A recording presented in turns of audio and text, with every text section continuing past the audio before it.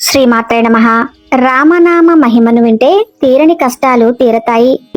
సకల లోకంలో ఆదర్శ గుణాలు రాశిగా పోస్తే మనకు కనిపించే దేవుడు రాముడు. రాముడు గొప్పవాడా, రామనామం గొప్పదా అని అంటే రాముని కంటే రామనామమే గొప్పదని చెప్పే కథలు చాలా ఉన్నాయి.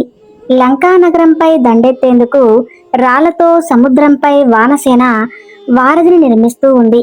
రాయిపై రామ అని రాసి ఆ రాయిని నీటిలో వేస్తే అది తేలిపోతూ ఉంది.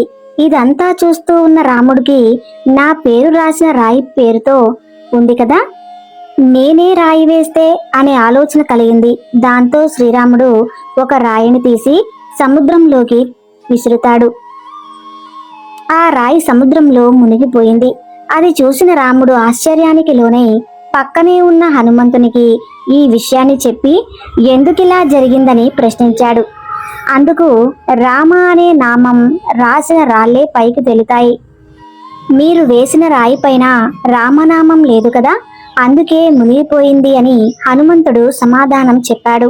అంటే రాముడి కంటే కూడా రామనామం ఎంత బలమైందో కదా. రామాయణం కంటే బలమైన రామనామం.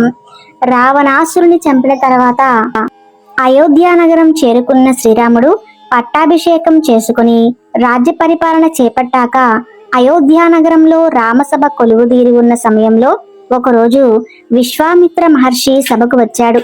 మహర్షిని చూస్తూనే రాముడితో సహా సభలోని అందరూ లేచి నిలబడి మహర్షిని నమస్కరించారు.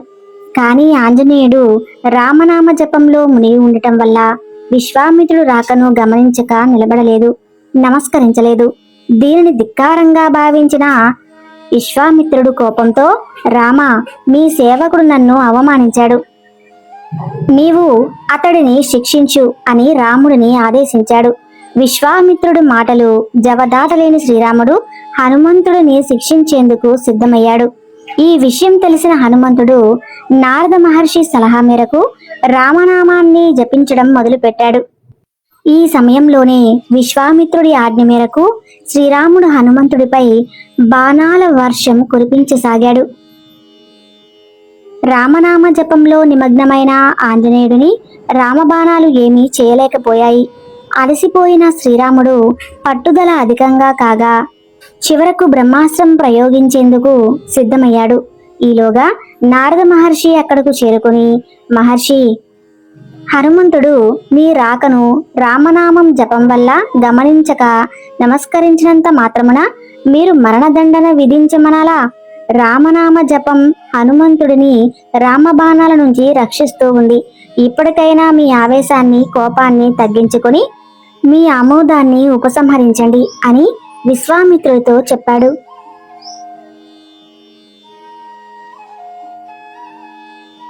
ఈ మాటలను విని విశ్వామిత్రుడు బ్రహ్మాస్త్ర ప్రయోగాన్ని నిలుపుదల చేయించి హనుమంతుడి రామభక్తిని మెచ్చుకున్నాడు.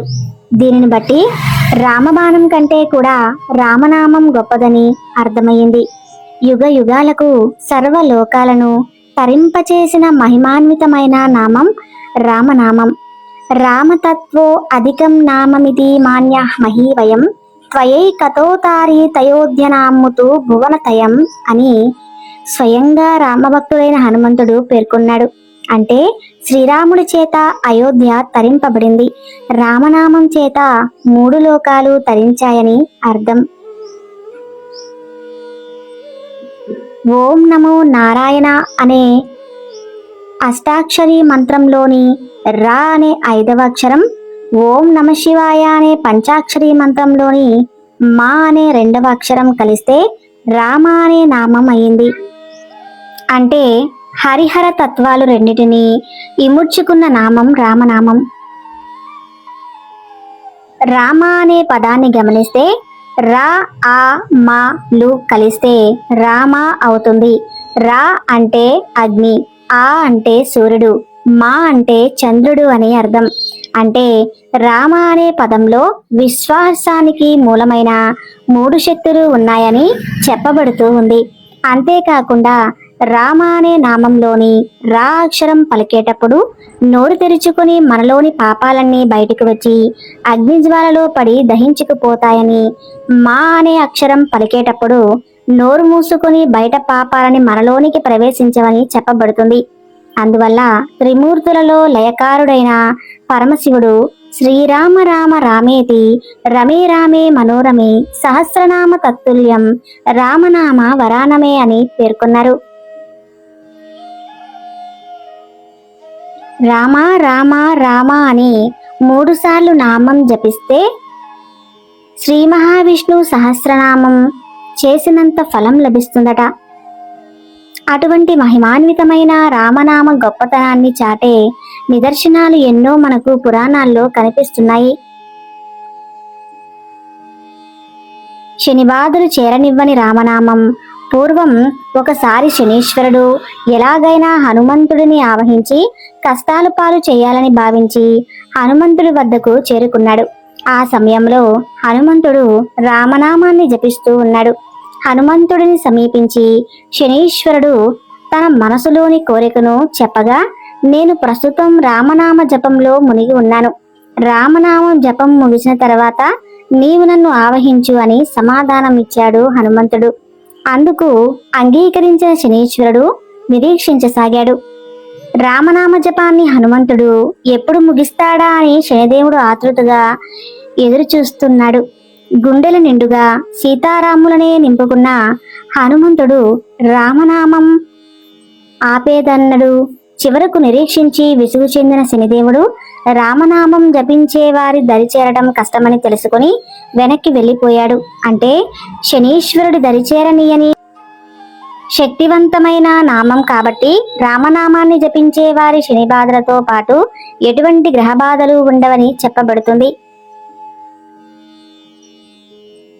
హనుమంతుని రక్షగా వచ్చే రామనామం యత్ర యత్ర రఘునాథ కీర్తనం తత్ర తత్ర కృత మస్తకాంజలి బాష్పవారి పరిపూర్ణ లోచనం మారుతేన్ సమతరాక్ష శాంతకం.